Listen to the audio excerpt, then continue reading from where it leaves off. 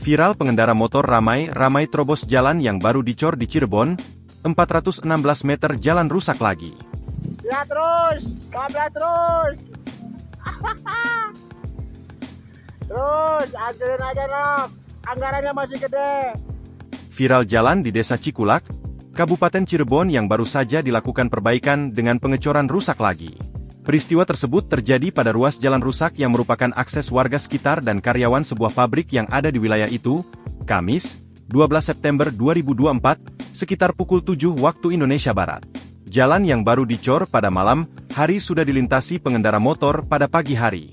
Alhasil jalan yang belum sepenuhnya kering rusak akibat ketidaksabaran pengendara. Dalam video yang diunggahan akun Interaktive menunjukkan puluhan motor beramai-ramai melalui jalan yang baru dicor, hingga meninggalkan tapak ban kendaraan.